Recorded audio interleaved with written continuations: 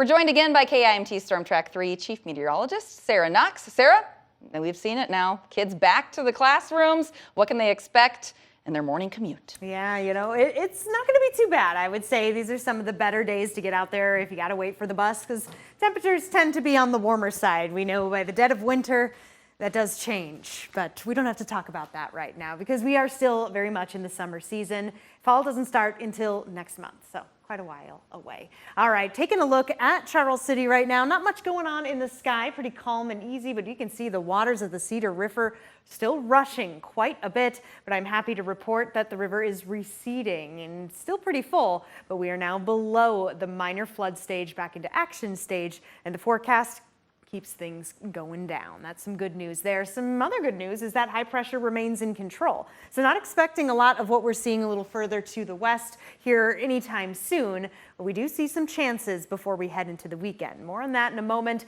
I wanted to zoom in just to show that, yeah, there's not much going on here on satellite and radar, not much to talk about, and that's not necessarily a bad thing. And we mentioned it allows for the rivers that have been pretty full to just continue getting lower and lower. It's also helping cool us down with these clearer skies out there. Maximum cooling can take place, many of us falling back into the 60s. Mason City included at 68 alongside Forest City there. We still have a few 70s on the board. Lake City sitting at 72. We got 71 in Osage, Northwood, and even Albert Lee, 72 as well. These temperatures pretty typical, so not too bad. Futurecast is trying to pick up on a little more cloud cover than what we are seeing. Not too bad though, and generally kind of the same trend as we head into the evening.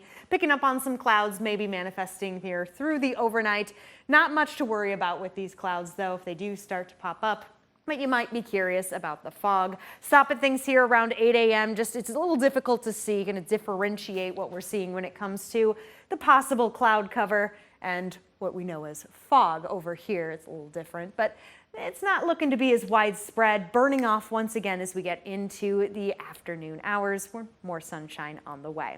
I'm going to zoom things way out now to talk about what's coming next. I told you rain is in the forecast, just a little bit away. This incoming front, due in part to a low pressure system in Canada, is coming. And this means that we see that scattered chance for showers, storms, and temperatures behind this front taking a big dip. Let's start with a look at those temperatures. Just a little tease here. By the time we get into Saturday, you can see temps dropping from near 80 degrees on Friday, the storms passing by during the evening and overnight, moving into a drier Saturday, but a cooler one as temperatures sit at 70 degrees. It is important to note that we do see a level 1 risk or a possible risk on the lower side, so low-end isolated severe storms will be possible. This is coming in again Friday evening and Friday night, damaging wind gusts being the main threat. This is a pretty large swath, so it tells you how big this cold front is and how potent it is, and not just for the threat for storms, but for the cool temperatures that it'll be bringing. We saw Saturday at 70 degrees, but here on the 7-day, it shows a little further out. Sunday, Monday, Tuesday, temperatures dropping into the 60s, and lows, Cami, they're falling into the 40s.